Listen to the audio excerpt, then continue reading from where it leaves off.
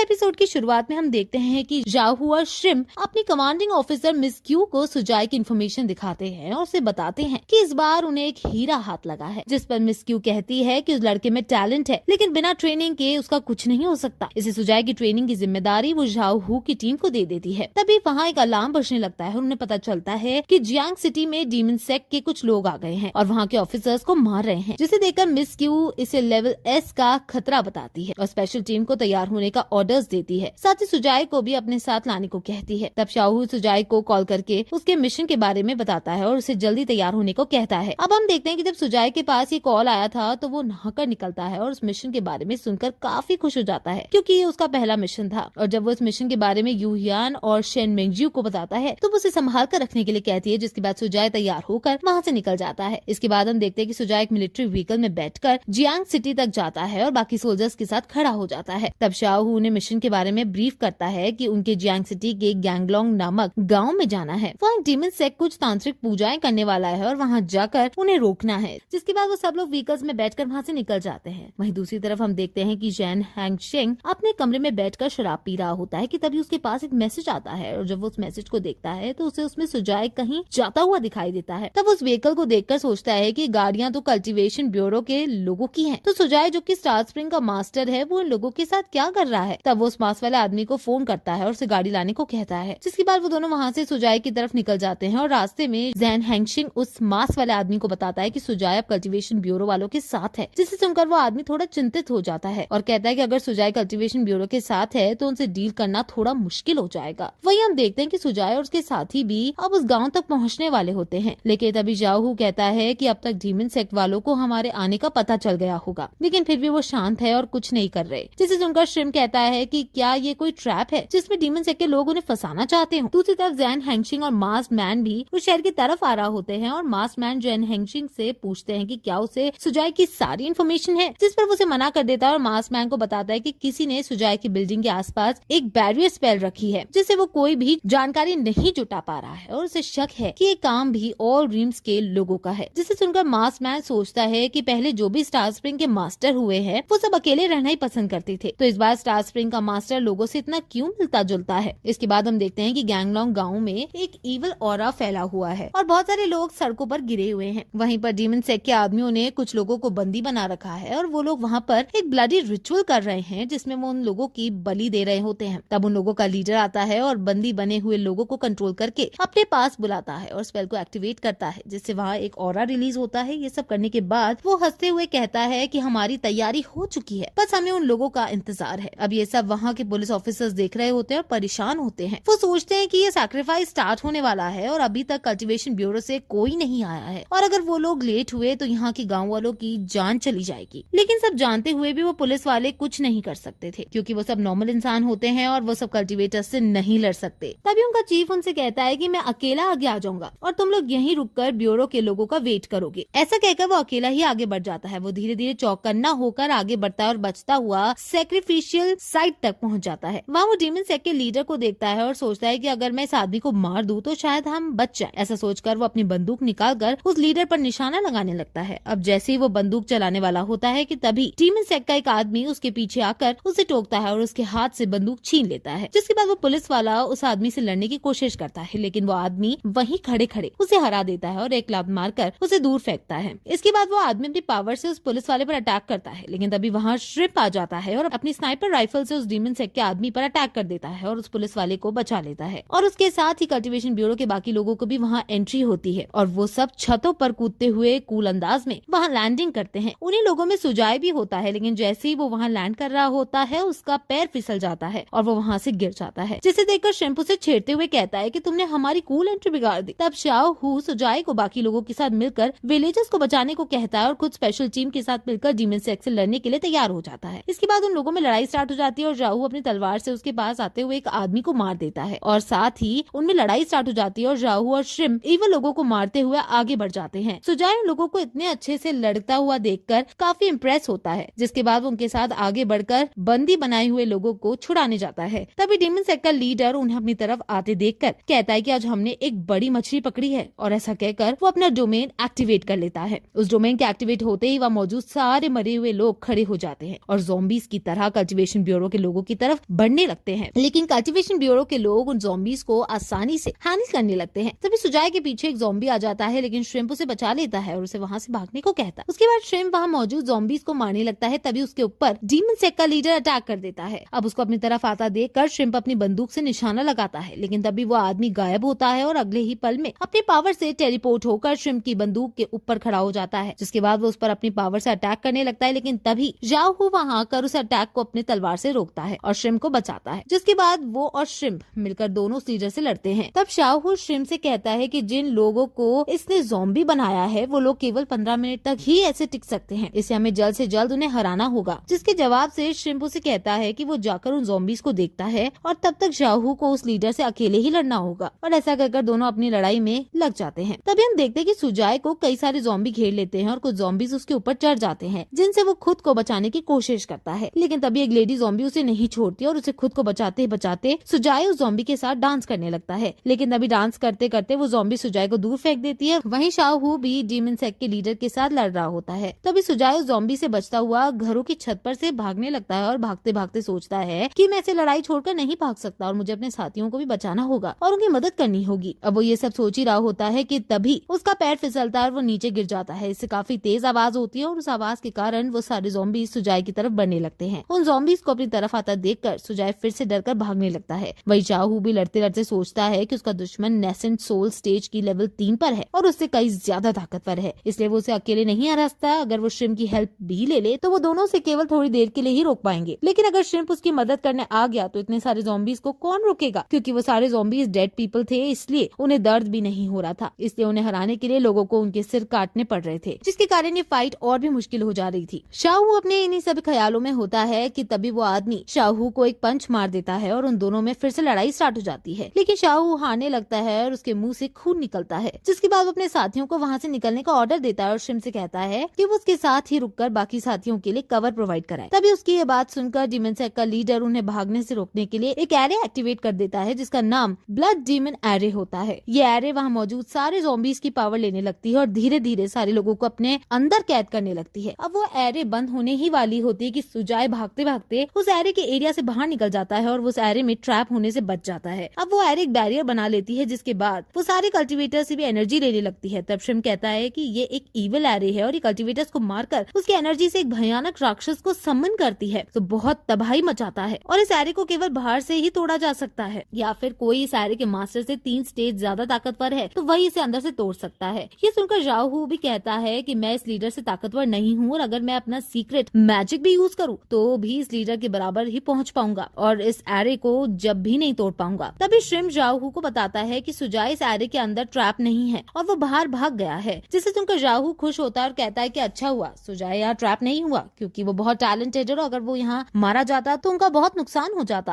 तब श्रिम्प चिल्लाकर सुजाय को वहाँ से भागने को कहता है और जाकर मिस क्यू को मदद के लिए बुलाकर लाने को कहता है। अब भागते भागते सुजाय सोचता है कि हाँ मुझे जल्दी से मिस क्यू को बुलाना चाहिए, लेकिन तभी वो सोचता है कि अगर वो भाग कर गया तो इन लोगों का क्या होगा। वही जाओ एरे के अंदर से कहता है कि अब जब मैं यहाँ फंस ही गया हूँ और यहाँ से निकल नहीं सकता तो मैं अपने साथ ज्यादा से ज्यादा ज़ॉम्बीज को मार दूंगा, और ऐसा कहकर वो एक बहुत जोर से अटैक करता है, जिससे वहाँ बहुत बड़ा धमाका होता है, जिसके बाद वो और कल्टीवेशन ब्यूरो के बाकी मेंबर्स भी नारे लगाने लगते हैं और अपनी लाइफ की आखिरी फाइट के लिए तैयार हो जाते हैं। और इसी के साथ ये एपिसोड यही